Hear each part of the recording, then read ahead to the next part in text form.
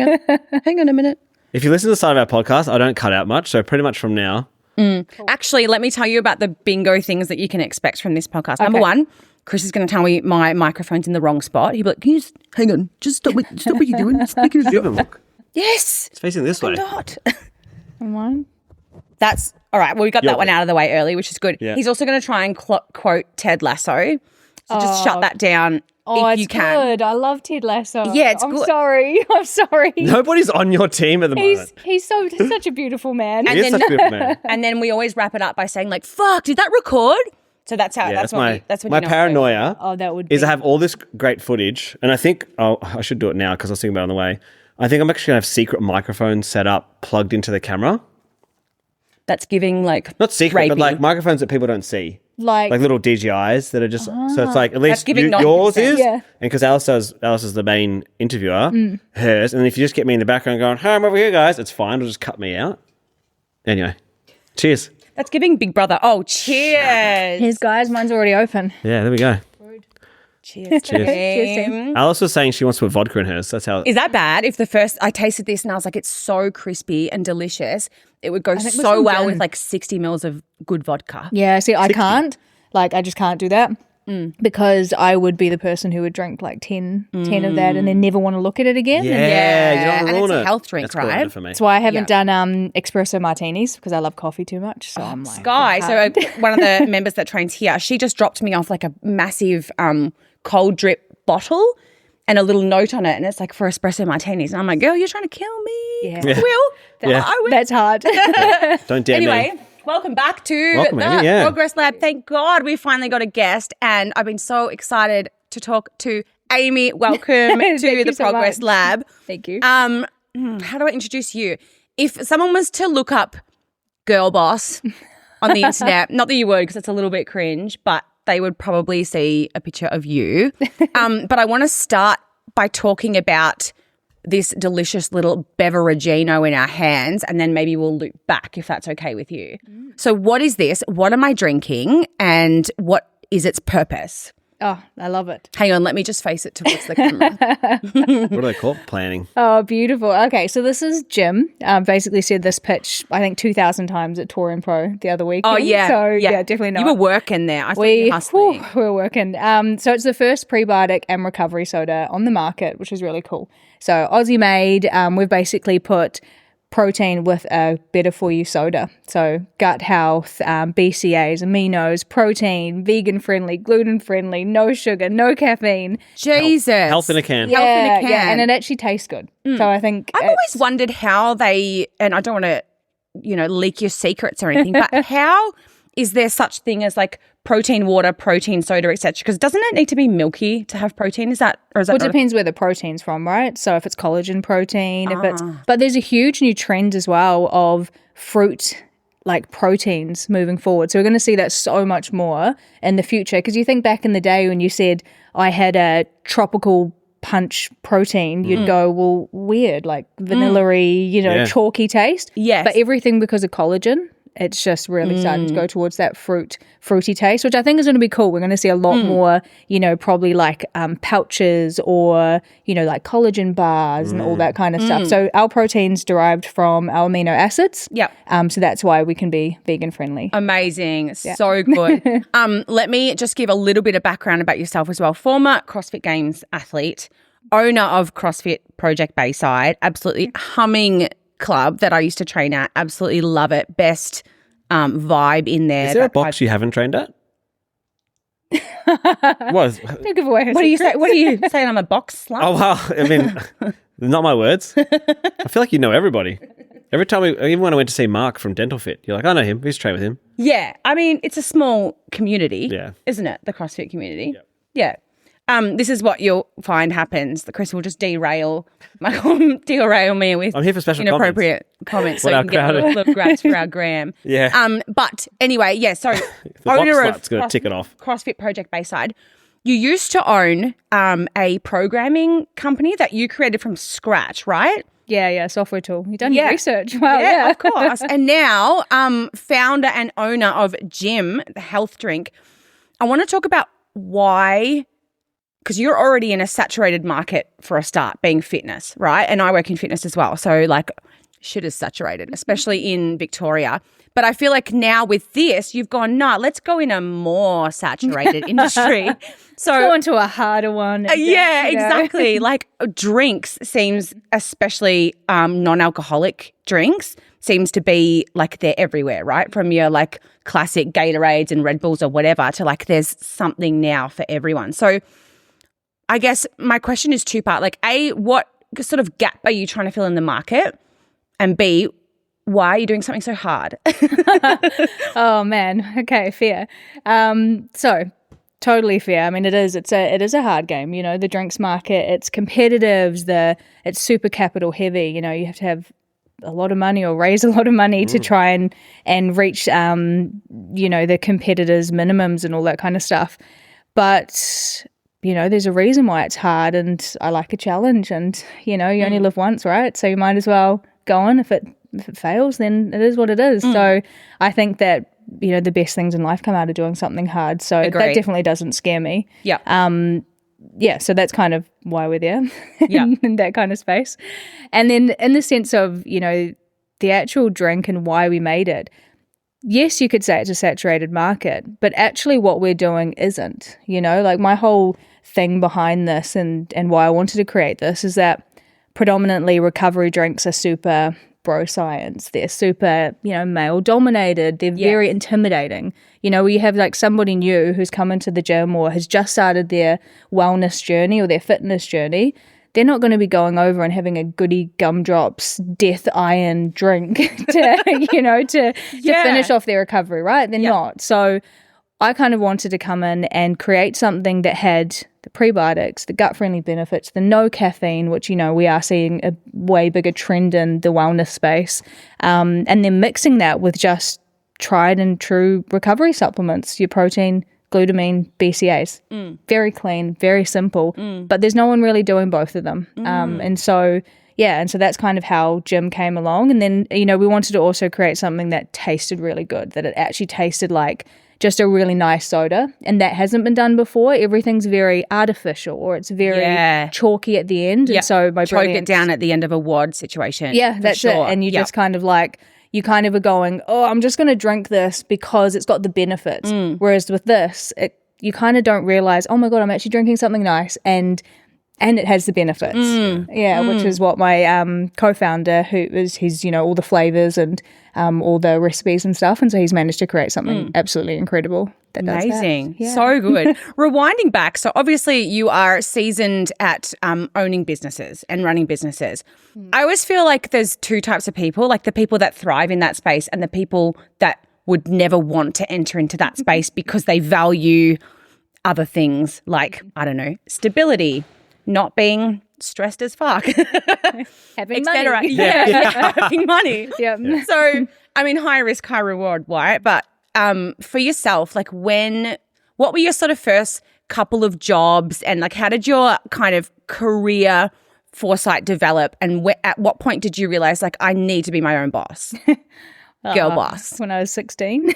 Yeah. Like I come from a family that's super, you know, academic. Like my mum, she's absolutely incredible. My little sister's a doctor. They are very, very talented. And, you know, I didn't necessarily have or always kind of thought that I had the academic skills. I did statistics in my undergrad for my degree, which was, I guess I just have always gotten numbers. So that's kind of come easy to me. Science, not so much. And so I started off my career. I always worked. I worked every single job you can think of, nannying, you know, paper routes, cafes, everything. So I've always worked and had kind of that good work ethic. Went into my first job. I hadn't actually graduated. I just got bored at the end of my degree. So hadn't graduated, but I got a graduate job. Kind of started working there. Essentially, it was my dream job. I was an analysis data analyst for High Performance Sport New Zealand. So I did all the cost of medal per investment, and I did all that kind of stuff. So I was doing that. I started Alta, which was a software program, just based on all my, you know, knowledge of statistics and logics and algorithms and everything. I was finishing off my degree, doing a couple papers, and I just qualified for the CrossFit Games. So I was Girl, training. I've never felt dumber than sitting across from you right now. I'm just saying. But I think it was all trying to kind of get it out and to be my own boss and to prove to myself that I could do that. So I ended up quitting my job there, or going to less time, and then moving over here, and then, you know, having the software business. But I think I always knew, like, I used to listen to How I Built This by Guy Raz, the podcast, every day. I lived and breathed it. I watched Shark Tank every day, Dragon's Den. Like, I just had that on repeat, and I just always knew that I would do something like this. Something for yourself. That's really cool. Good. Yeah, that's awesome. I actually remember a post from you that like exposed something that I was thinking, this is ages ago, not to be like stalkerish, just like I think I joined your gym by then, so it's okay. But you were talking about Alter, the programming, and just to be clear, we're talking about like CrossFit programming, so remote programming. So this program actually delivered the program to the athletes, straight to their phones. I was using it for a while, training with Shane, and I remember you making a post just about business in general, and you were talking about how when people talk to you, their straightaway assumption is that your partner at the time, it's his business, and you were sort of the like side girl. And reading that, I was like, I stopped for a second and I'm like, fuck, I did assume that. Like I straight up assumed that. And I'm like, whoa, it's actually like her creation. Like I don't know what it was about. Well, I do, and it's not necessarily what this podcast is about, but there really is still that sort of assumption, especially in data heavy fitness. Those kind of areas that women are just not necessarily there, or the brains behind things, which was really interesting. Yeah, so I loved hearing that from you. I mean, I think it is, you know, it's such a hard one, right? Because I feel like if you preach it too much, if you talk about, you know, the injustice of all that kind of stuff. Yeah, people like, shut up. Kind of, yeah. And I also like, I don't want to be seen as a female founder. I just want to be seen as a founder. Yes. That's what I want. So I definitely don't try and go down that path. But I mean, I'm also surrounded by extremely strong women. Like my mum is the director of the Bioengineering Institute. She is, you know, I think one of the first she is the first female to be in that position. And I think it's like you either can bow down to it, or you can just go screw it and that's it. Like, and prove people wrong, because I think everyone's going to have that. A lot of people will be, you know, they won't think that they'll be able to reach their goals or what they set out to do. So just prove them wrong. Yeah, I love that. Sure. I love that. And I think you're right. Like if you sort of preach it, if you go too much the other way and you're sort of preaching it, you're sort of giving it such a voice that that's like, it. Guys, I'm a woman. Hey, I'm doing this. And it's almost sort of strengthening that pattern and that bias in itself, isn't it? Yeah, which is but crazy. I do get it, and it's not, you know, I don't think I've really been in a position where I've ever had negative things or had a disadvantage from being a woman. I don't think I've ever. I'm lucky that I haven't been in that position, and I have two business partners who are both male, in both of my businesses now, and they treat me with such respect, and I don't feel at all any type of way. So I think it's also who you surround yourself with. Definitely. And all the men in my life are incredible. Definitely. And so that's awesome. I love that. So then you opened up a gym, CrossFit Project Bayside. Again, I remember the lead up to this. There was a lot of talk about it. I was like, man, this looks so cool. But what year was that? Because it was quite 2019. Yeah, okay. Beginning of 2019. Yeah, okay. I was going to say, I feel like COVID hit right after you opened. It did. Hey? Yeah. So that came out of nowhere. I kind of moved to Melbourne and just given the circumstances decided to open up a gym. I mean, it's what, you know, we lived and breathed was everything, so it kind of made sense. So I sold the house back home, in New Zealand, and just threw it all into a gym. And now I look back going, I was absolutely mad, absolutely crazy. It was like, 2024, I think it was, 24. And and then COVID happened the year after, and that was, I mean, insane. I'm sure you guys know. And were you still a athlete yourself? Not that you're not an athlete now, but were you still actively qualifying for the CrossFit Games at the time? 2019, I think did I qualify? I was doing individual, so I went from being in a team to the CrossFit Games. Yes. Moved here and was meant to go into like my individual journey and fell off a rope and snapped my ankle and then was on crutches for that whole time and then had to rebuild all of that. And then and then spent the next couple of years just training for like Torian and qualifying and doing semifinals and stuff. And it's only really the last 2 to 3 years that I've thrown everything into this and stopped competing, even though that's really hard. Yeah, it would be. Yeah. Can you elaborate on that a little bit? Like that sort of was there, and I know I'm jumping around a little bit because I do want to go back to the gym and COVID because that was hard. But was there any kind of letting go of like a part of your identity? And was there any kind of, I guess, mourning process or like what did that feel like? Massive. Like you go from training 3 hours a day, 6 days a week. You've got everything. Like I felt like my whole identity was being an athlete. Yes. And if I wasn't an athlete, was I still going to be a good gym owner? Was I still going to be, was I able to, do this or have kind of this authority in that space? And now I look back going, that's so not true. That's not, that's not true.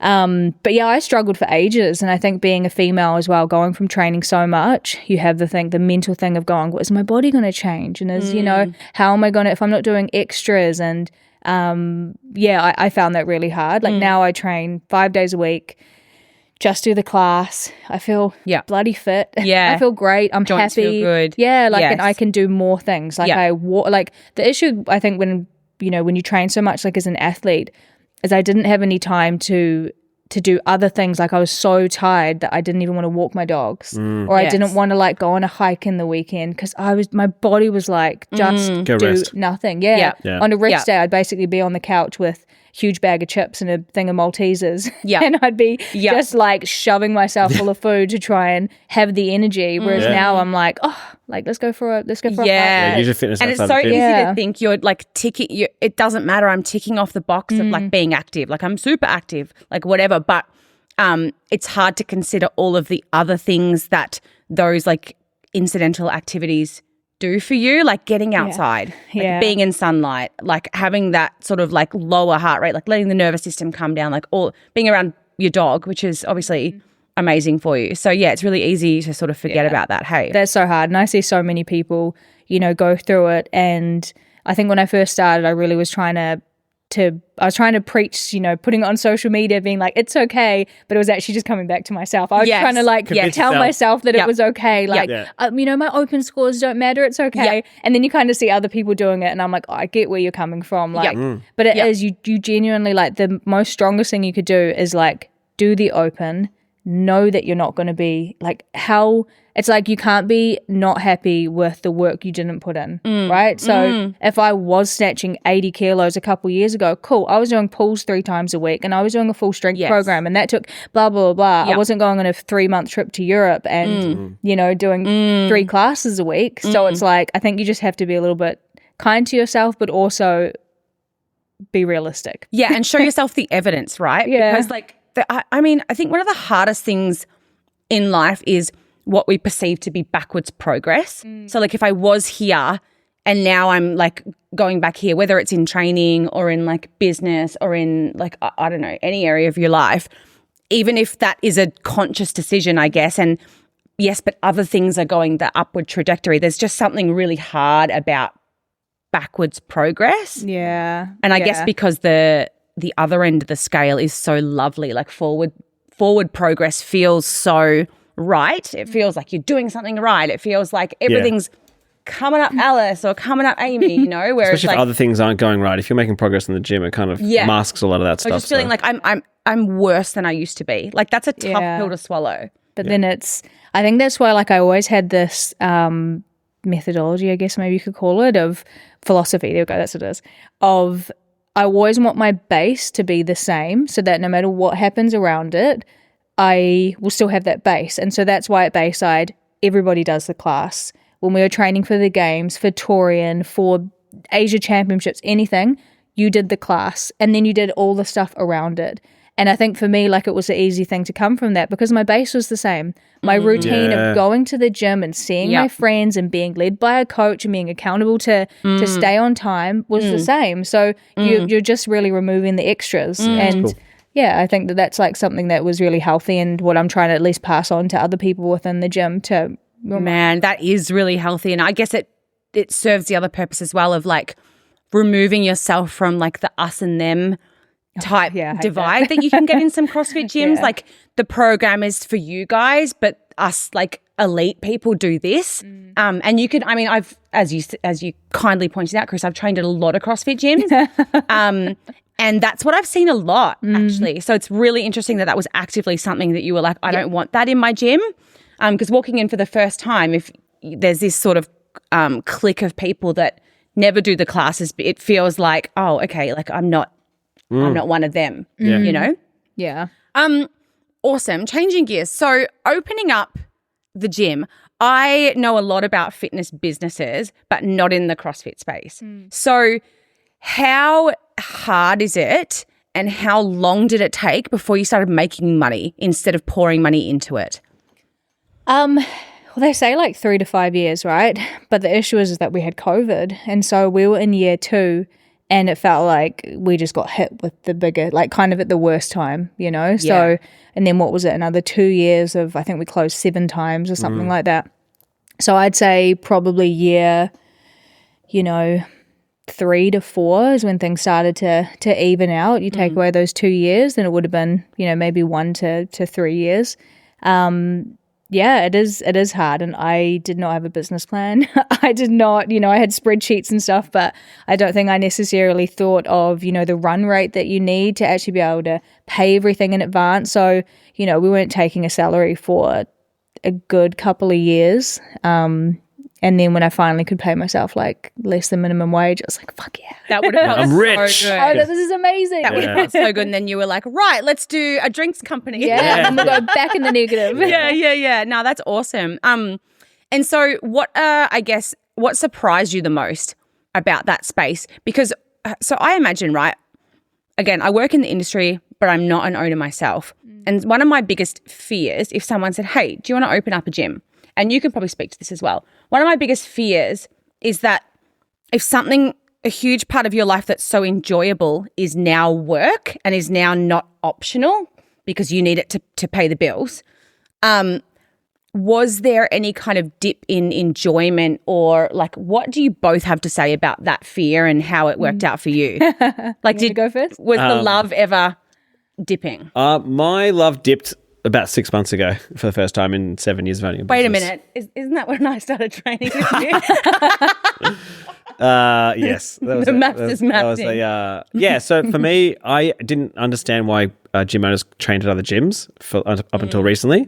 But like it almost sounds like with yours, because I've also never really trained with the main group here because I didn't have that luxury because I'm the main coach, I'm the main person on the floor, and we have other coaches, but over the last 5 years especially, I've got a family now. So it's like if I'm not here coaching, the last thing my partner wants me to be doing is to be here training. And not that she's necessarily said that. That's also the last thing I want to be doing too. It's like if I get an opportunity where I'm not here, I want to spend it with my family. Yeah. So that's something that just only over the last few years, which has like led me to like last night being like, all right, let's actually create a schedule as to what my training looks like. We're back on this train, are we? We're back on the train. Great. Yeah. But no, what about you? I think my love kind of dipped maybe when I realized that I was just never able to take a break and to take a holiday. Yeah. And, I got a co-founder in. So I originally started it with my ex and then took it over during COVID. And so from there I had, the full responsibility of it. And then it wasn't, how long ago would it have been? Maybe 2 years that I got my co-founder now, Aaron, and it's been the best thing I could have possibly done. And it was super scary, and yeah, since having him, it's been incredible for my own mental health. I know for his mental health. He's right now in Europe for 3 weeks, and then basically we're tag teaming the day he comes back. Tag team Europe, amazing, and the dream. It is, and like I really try and go right. This is his time, even though I want to message him all the time and I want to let him know things. I'm like, there's no, like literally, unless the building is burning down, he doesn't need to know. So I think having that respect and vice versa, because when I get to go and have that mental freedom, I didn't get that luxury. Yes. I never went on holiday. I couldn't afford to really at all in the beginning, but I just never did. And when I did, something would always happen. And I think, so having a co-founder and having the right business partner has just been the game changer for me personally. That's awesome. Yeah, now I love it. Like I have recently, I'm pretty silent now from the business. I've recently stepped out of coaching 2 weeks ago, which I made the decision. Sorry, actually 5 weeks ago when we launched this, I was like, I know that I just need to go. I'm doing probably 60 hours a week on this business. Yes. And then, doing all the back end stuff for the gym that has to be done, the legal, the accounts, membership stuff that I can do. And that's become a really good balance. So I think you don't be scared to like make changes. I think that's the big thing. Like if you just see that, your coaching and your love isn't, there anymore, well, someone else will do it. Like another coach will come on board, don't be scared about that. Yeah. So, yeah. Absolutely. Yeah. That's so insightful. I've got a funny question for you. Yep. Okay. So once again, I'm interested. Trained in a few CrossFit gyms, right?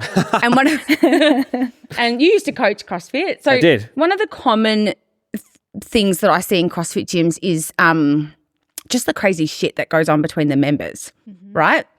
A lot of untoward things, a lot of like things that I guess don't necessarily lend themselves to a healthy business.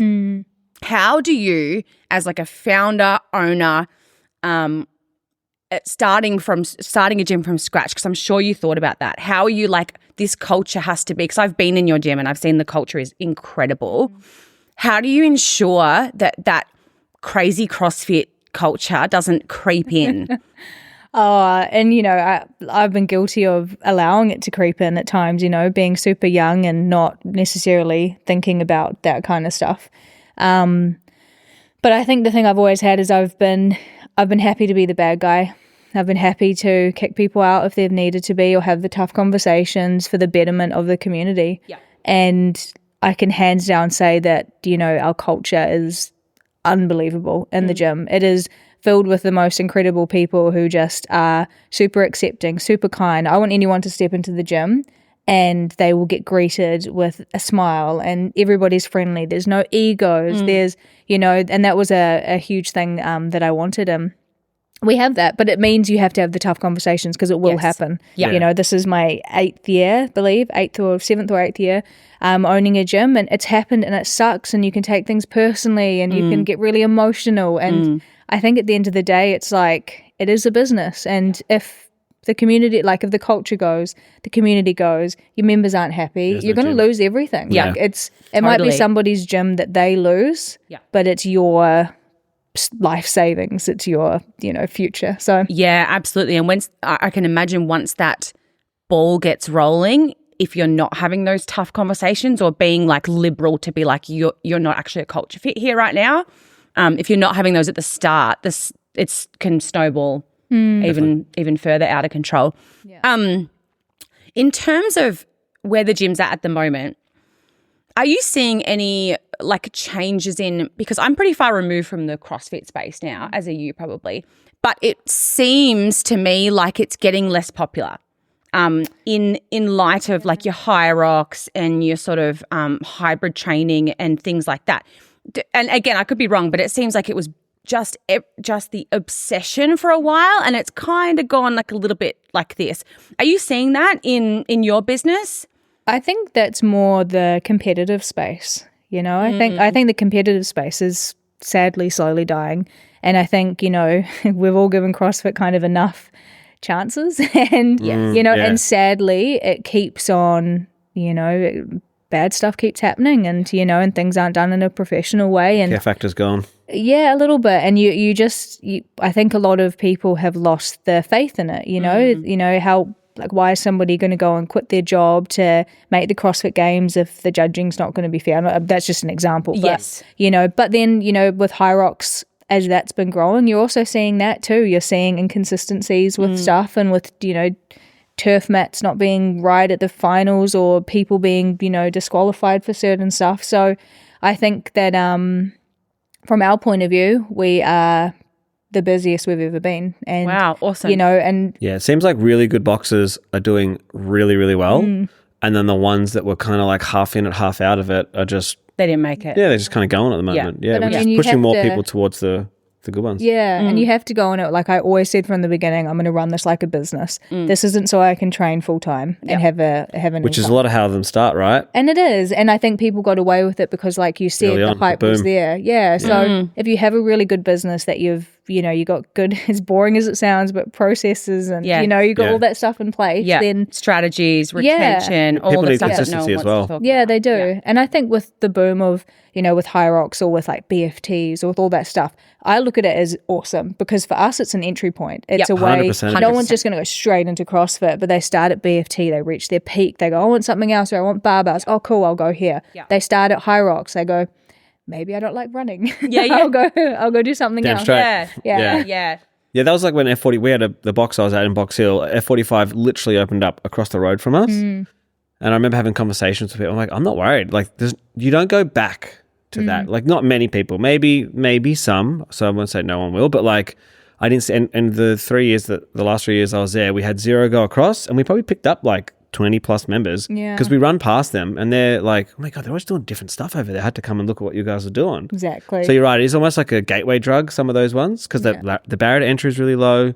They make it really easy for people. The business processes are like second to none. So then if you can have those good processes, when they come to a CrossFit box, they're like, well, this is kind of more fun. So yeah, it's cool. Yeah, I couldn't agree more. All right, let's talk about gym. Good old gym. Back around to gym. I heard it was like brewed on the floor of Bayside. Basically. Yeah. I love that. Okay, whoa. Well, Well, let's go from the start. So what exactly was it? Was there a sort of pivotal conversation where you were like, yeah, I'm gonna start a drink? Where did that come Yeah, from? that's a great question. yeah, Actually. literally. So it was the middle of COVID, and my now co-founder came to the gym in one of our openings, and so this madman came in, and we kind of just got along because we both had dogs and were bored, and it was COVID, so Nice. we'd walk our dogs together, and I always drank kombucha. I was such a kombucha fan. I was like every time that I had a meal, I'd have some type of sweet drink. I also had, supplements and certain supplemented drinks, and, we stocked them at the gym. And so I kind of had the best of both worlds. And he came to me one day, I'll never forget it. And we're in the kitchen at the gym, and he had these like glass, big container things, big glass bottles. And he was like, I've got an idea. You know how you really like kombucha? And I'm like, yeah. And he's like, and you drink supplements. And I'm like, yeah. And he's like, what if we can mix the two? And he's like, I've got like this pineapple passion or something one. And I'm like, why has this never been done before? Amazing. Kombucha with supplements. Freaking awesome. And the reason why is because kombucha is obviously a live cultured drink. So the Yes. bacteria would eat any additives. So that's why nobody had actually done that before. Right. But we started developing it, and he used a new brewing technique using Manuka, and we were able to combat that. So we, of course, came out with ones. We had 3 different flavors with like one had ashwagandha, one had lion's mane, one had creatine. Like we had all this stuff.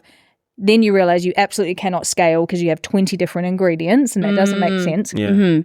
But yeah, so we started off with Booch, came up with a great name. We had the loft up in the gym, and we literally brought 300-litre barrels. We had a carbonator, we had a canning machine, full little brewery. We had the council called on us, but that's fine. We'll just- neither here nor there. You got to Were they worried you were brewing something else? Is that Yeah, what was going on? moonshine. Yeah.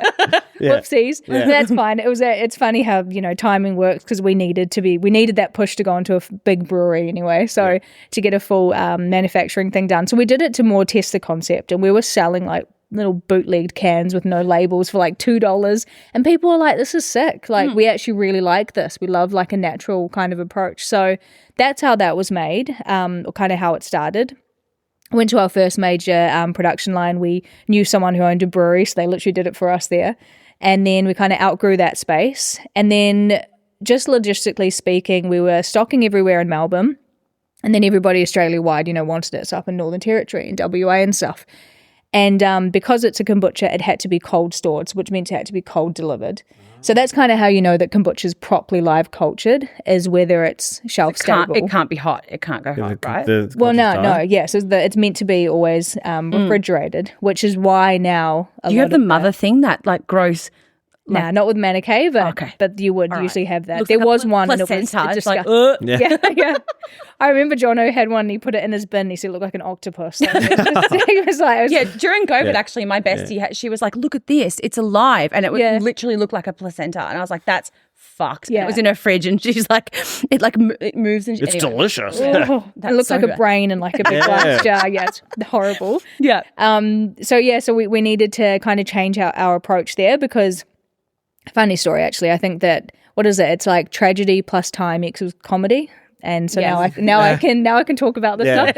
So crashing and burning of everything. So it's been enough years now. Yeah. I'm not, you're not traumatized. Yeah, I don't have sleepless nights now. Yeah. But I got into my first store and I was really excited. It was just like local organics grocers, and I went in. I was so excited about it. Dropped off their delivery because everything had been in gyms and friends and stuff. Yeah. Dropped off their delivery. They were really excited. Go home. I had the same batch of product. And I had a drink and I literally spat it out. And I was like, what the fuck? Of your own drink? Of my own drink. Yeah. I was like, what has happened to it? It's not the taste it's meant to taste like. And I'm like, I've just dropped off all of this stock. And like, I had to go back, pull it all out, be like, hey, it's me again. Really sorry, but something's gone wrong. And so I had to take it all out. And we were doing all of our investigation and we're like, what has happened? And it was because it was our ginger drink. And it's because we had defrosted our ginger with hot water. And for some reason it had like separated and it had basically done something that then it wasn't able to properly be brewed, and it tasted like feet. It was so bad. It was so disgusting. Oh, God. And that was kind of just like, right, we can't do this anymore. And at least you went to them. It would be worse if they went to you being like, there's a sick child in the Royal Melbourne Hospital. And that's what we were thinking. We're like, someone could be in Darwin and they could have a case in the back of their car in the hot sun. It could ferment. It could turn alcoholic. It could adjust the stress levels. Yeah, it was just too high. So we were like, right, let's do a prebiotic soda. So I had kind of gone to my whole like apple cider vinegar. Like I was having shots in the morning, helping with digestion. Wait, so is kombucha not prebiotic? So that's probiotic? Probiotic. Okay. People are very confused as to what you actually need. Also, what's actually real. Like what stuff is actually a live, cultured, proper product. Yes. Right? And that's that whole thing with, being refrigerated or not. It's kind of a bit of a telltale sign. People know, and it's probably worked really well for your business. Like people are in the know a little bit more now about gut health and just how many knock-on effects. It's not just about like my tummy feels good. It's actually so intricately connected to like your mood and dopamine and things like that. Yeah, all sorts of stuff like that. And I feel like that people are sort of cottoned on to that a little bit more. But certainly there's still that little gap of where it seems like everyone can just say like, oh, gut friendly. And it's like, what does that mean? Yeah, exactly. And so we use prebiotic fiber, so you can think about, I think, with apple cider vinegar as well, how much you actually need to get the prebiotic effects, and you have to be really careful with what you say. And so for us, when we were a kombucha, we didn't want to compromise on that and then change to being shelf stable where we don't actually have any benefits, so that was really important. Tasty drink again. We're back to the start. Exactly. So you literally are back to the start. And, and that's where like my co-founder, Jono, he does all of the, he knows the ins and outs of all the flavors and why we do X and emulsifiers and all that kind of stuff because there's so much to it. But we always were like, we have to be transparent. We have to have ingredients that do things and we're not going to compromise on that. Yeah. And so even when we were, so then we changed to a prebiotic soda. And is that when you changed the name from Butch to Jim? So we were Butched and we were a prebiotic soda. And then we're in this funny phase of like we were growing and we were really growing quite rapidly. We'd sold out quite a few times. We'd learnt, our logistical issues. We'd learned everything that you needed to do. We outgrew manufacturers, went to other places, all that kind of stuff. And when we were starting to get to that next stage of going into stores and retail, and that is a whole nother thing there, they didn't know where to put us because they assumed Butched that we were kombucha. Yes. And so it was a real confusing thing. Yeah. Or when we were trying to sell to people, they're like, oh, no, I don't like kombucha. And we were like, oh, we're actually not a kombucha. Why you call boots then? Yeah. So that was that was a big thing there. And so then we're like, right, we need to change. We also had only 2 flavors. We had one with caffeine, one without caffeine. We really needed to retweak one of our flavors to make it just more. It was just quite like vinegary. We just weren't really happy with the flavor. So that's when we were like, screw it. We brought on an insane person who's now a part of our business as well to help us with the rebrand. I was going to say, like, what is step 1 of a rebrand? Like that's a big project, isn't it? Get a lot of money so you can pay someone. Yeah. And what sort of stuff do they take care of? Like, obviously the goal is to not lose everything that you've built.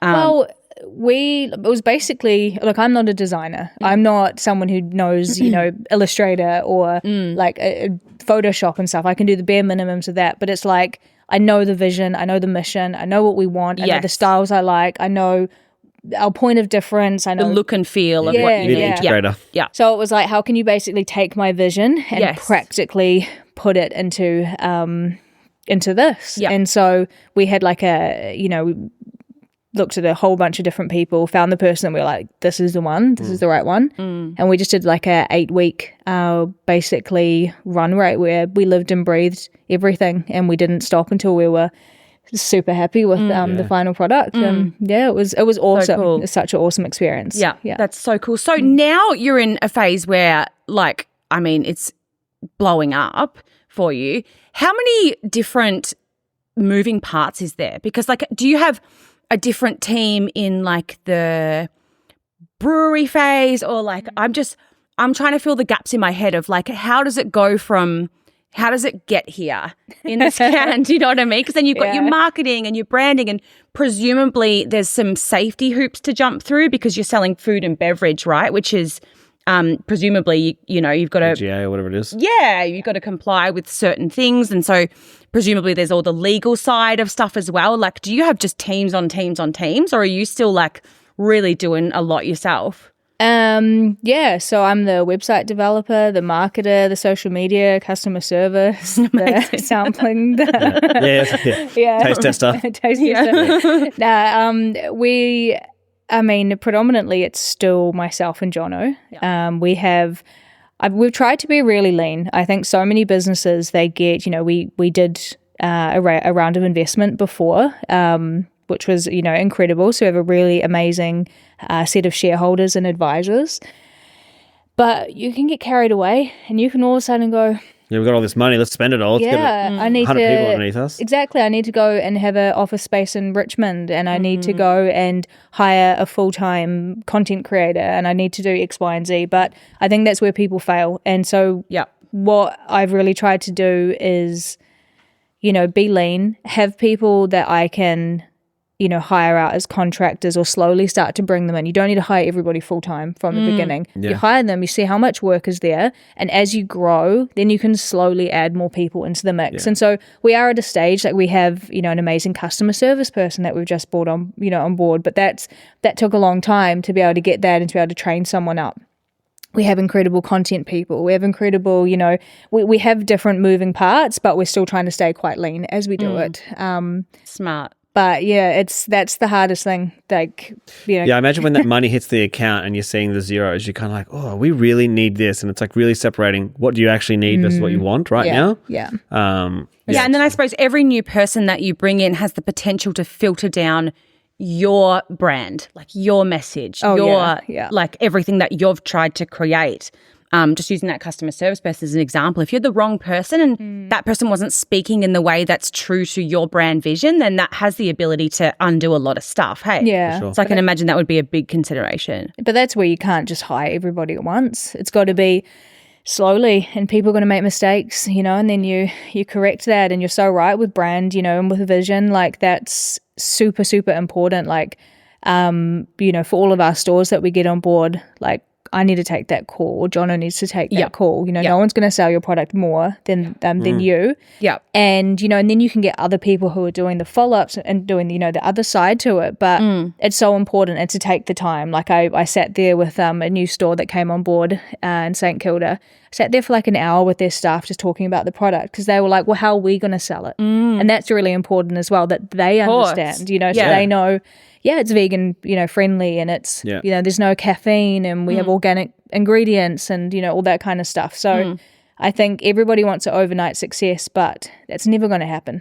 It's never going to happen. Totally. You know? And it shouldn't happen. And if you do, you're probably the 0.001% Yep. of people who did just get lucky. And a lot of those places crash and burn that have really rapid growth. They crash and burn anyway because of what you're saying. They bring on too many things.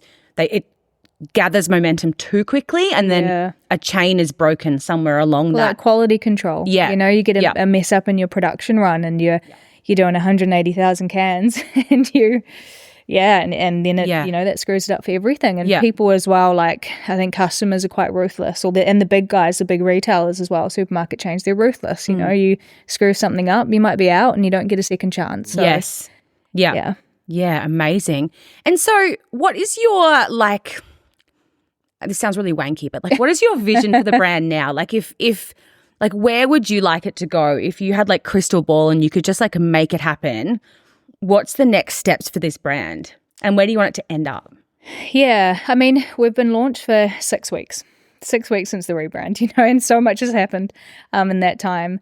I want to see it as a household name. I want to see it, you know, everywhere across Australia.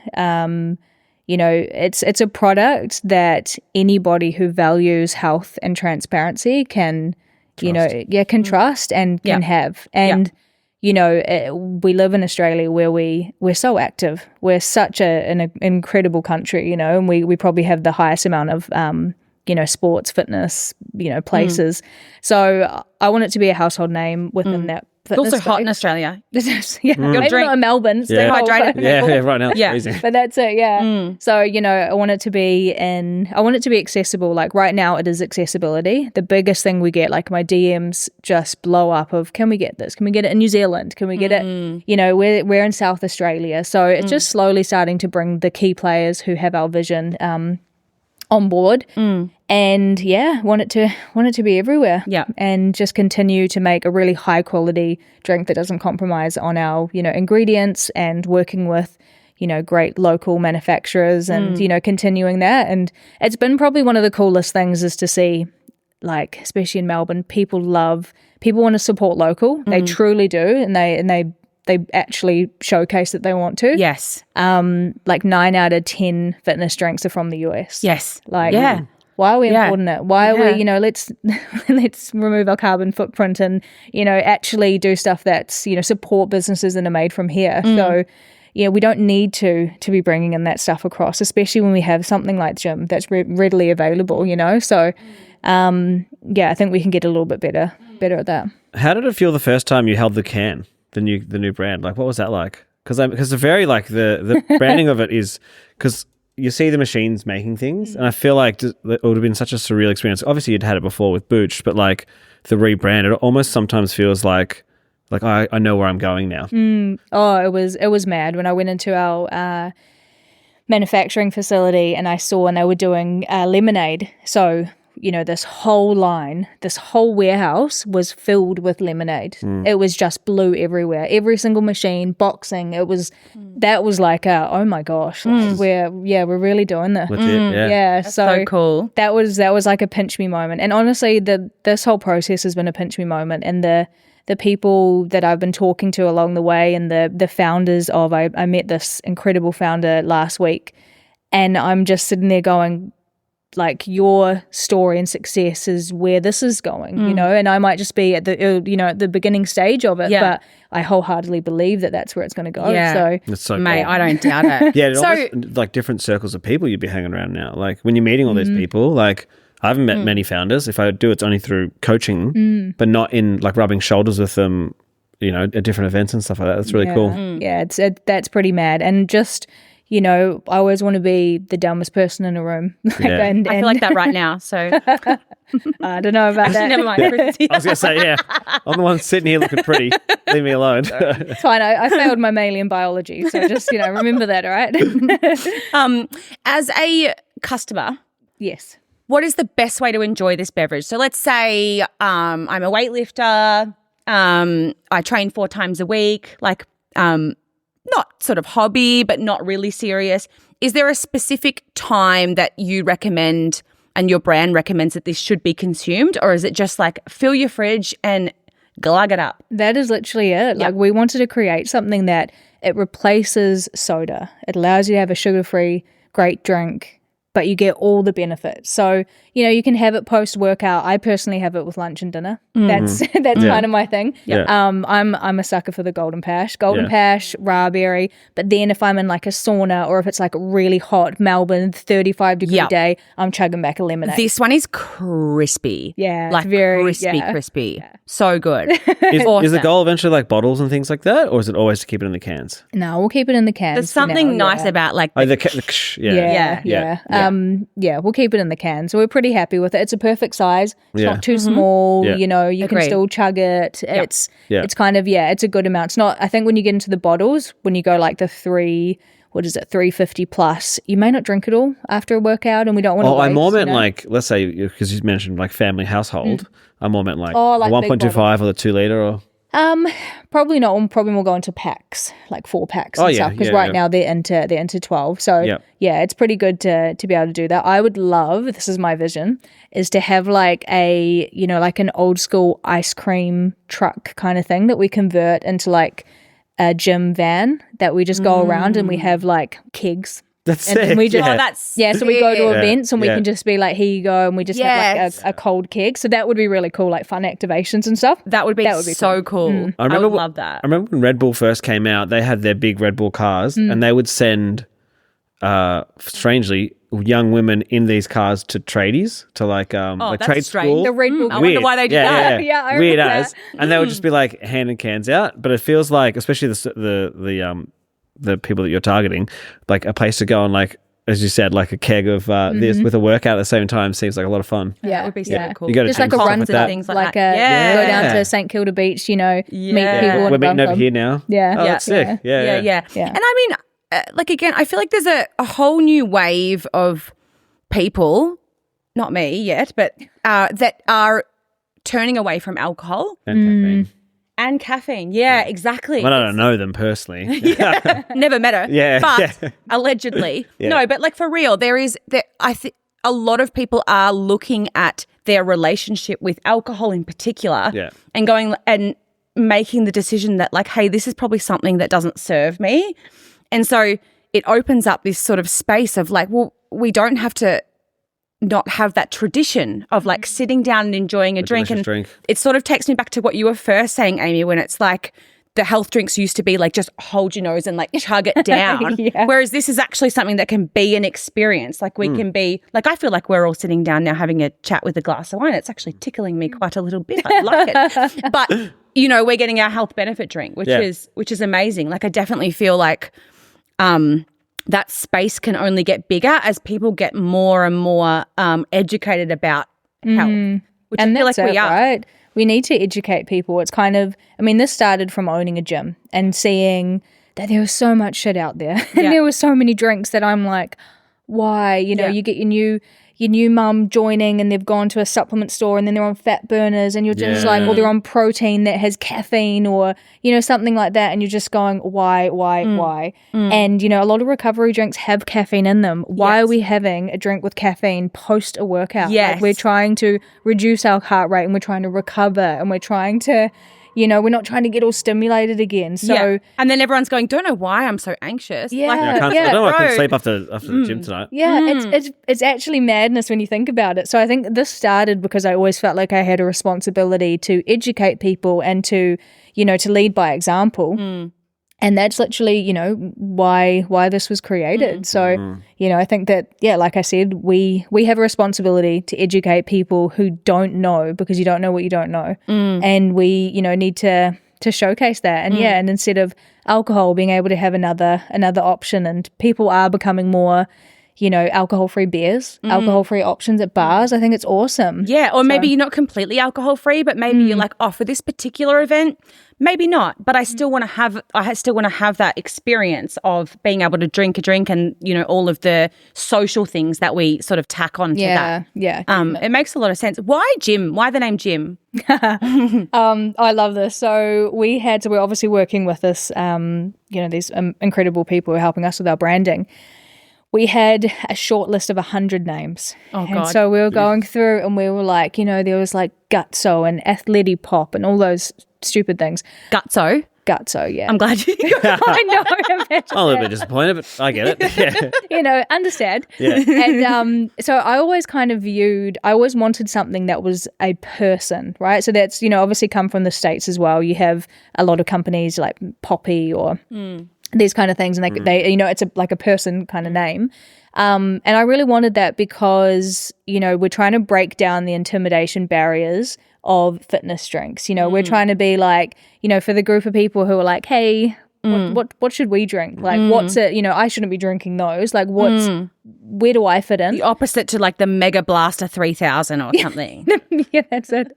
Unicorn goody gumdrops, friggin' wolf thing. Yeah. So that's what I really want to do. So I wanted to create something friendly. And then as soon as I saw Jim, or I heard Jim, I'm like, Seems like a nice guy. Yeah, Jim's your mate. Yeah. He's not intimidating. Yeah. He's super welcoming, and obviously Jim. Yeah. Easy play on words. Yeah. Yeah. I feel like it's very Aussie too. Like it's Very Aussie. very Aussie, which is exactly what name's you're James, about, but we right? call Like him you are a Jim. local. Yeah, exactly. Feels like you got a nickname. It's actually the reverse nickname. Its name's James. We call him Jim. I don't know if this was recording, but Chris before we sat down. Chris is like, so Jim, like, what's the nickname for it? And we're like, Jim's pretty nicknamey. No, Can't but really go shorter than Jay. it's also Australia where even everything J-Dog. everyone needs a nickname. Even if it's nothing to do with the word Jim, everyone needs a nickname. Yeah. Well, people still call it Booched in my gym. Oh, so, yeah, you know, okay. Yeah, you could old say school. that. Yeah. I'm like, B. I We'll nearly call it say B. it as well. Yeah, Got B. Amazing. Short. I want to wrap up with two questions that we say we ask everyone, but we forget all the time. We haven't asked the last three And guests. 3 days later, we're like, shit. Yeah. That's supposed to be Glad you our thing. remembered because I'd Damn it. Yeah. Okay, so you can think about it for a second, but what is, whether it's in business life, like anything, you can take this question wherever you like, but what is the best advice you've ever been given or the best advice you would ever give to others? And then on the tail side of that, what is the worst advice you've ever been given or advice that you would never give to others? Put me on the spot here. Sorry. I think, okay, maybe it's not advice, but I just remember this quote and I just, I'll forever remember it. So it was like, inspiration exists, but it has to find you working. And I feel like I think about that all the time. Yeah. I think about, luck exists, but it has to find you working, or, I just think about that all the time. And I always think that anything that I want in life, it's going to be there, but you have to be putting that energy out to be able to receive it back. And so I can love that. Yeah. I love that. Like That's a clip. Yeah. It's like, anything is available to you, but like not for free. Like It's not just going to present itself, or anything like worth having is not just going to be there on a silver platter. That's amazing. Love it. Worst. Worst advice. Worst advice. Maybe back in the day when I worked at a bodybuilding, like at a Globo gym, and I was told by a female coach how disproportionate my body was, and how I had to, if I ever wanted to look the way I wanted to look, I had to do an hour of fasted cardio, take fat burner pills, had to eat fish and broccoli only. And that my triceps were the worst part of my body. So I don't know. I mean, look, there's probably nothing to do with it. Just kept going. Yeah. There's no way this person's a trainer anymore. Well, maybe. The shit advice bingo. You just picked up like 4 of them. Yeah. So, I mean, it's nothing to do with business, but that's probably one of the worst. I just remember that was my like Kickstarter in the fitness space and how detrimental that was. Yeah. To an 18-year-old girl. Cardio. I haven't heard that for years, but that used to be like the thing, didn't it? Yep. Fucking why? Yeah. And then now, I look at like all these incredible females I have around me, and I'm like, man, you couldn't be more opposite the truth. You know, it's about building muscle, especially you got to eat, and as a female, you got to preserve your muscle, and you got to, you know, you got to lift your weights, and you got to do all of that kind of stuff. And I laugh thinking back to like what was being preached in the fitness space when I was first starting, and how much that screwed my poor little teenage brain. Yeah. So, Yeah. that's I'm the with you, worst girl. advice. Same. And thank God it's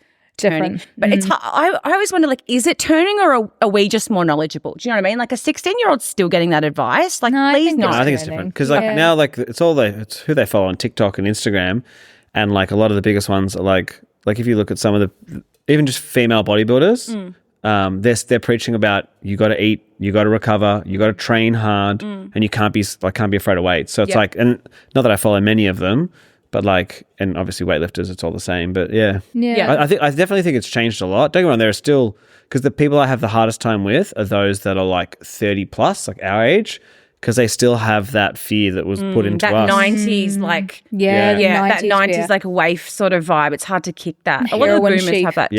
Yeah. Thigh gap. Yeah, heroin. Oh, God. But then we have the whole thing with you know, BBLs and Yeah, it's definitely swinging, isn't it? yeah, no. So I mean, for goodness sake, you kind of have it all around that space, right? But I think there's a really good movement going on, and you see a lot more girls who are like, hey, like, I love the whole TikTok trends of going, this is normal, or like, this is a posed look, and then this is my actual body. Yeah. I'm like, I freaking love that. Good lighting and like good lighting and bad lighting. Yeah, 'cause Same it's human just- being. it's so- I love social media for that too. Like, everyone likes to shit on social media, but like stuff like that, it's Love like it. that stuff sinks in, you know, to like young girls and young people. Like, it does, like, normalizing things. Yeah, Like, that shit is important. yeah, it is. If anybody listening to this want, either from like their business sort of stockist point of view, or someone that wants to be a customer and just wants to get their hands on this delicious beverage, what are the easiest steps for either of them to take? So we are in a rapidly getting more stockists every week, which is awesome. Available all around Australia. If you want to be a stockist, everything's online, and we deliver all across Australia as well. So Amazing. Yeah, we just launched our stockist list yesterday, and last week, slowly starting to add all of our customers onto there, and hopefully you'll see it everywhere. Yes. South Australia, that's where we need to go. So South Australia? South Australia, I don't know. Get on it. Yeah, come on, guys. Come on. And so what is the website? WeDrinkGym.com. WeDrinkGym.com. Aimee, you're amazing. Thank you so much. Thanks so you much. That was guys. awesome. Appreciate it. Thank you. Cool. Amazing. And we're done. I wonder if that recorded. Bingo.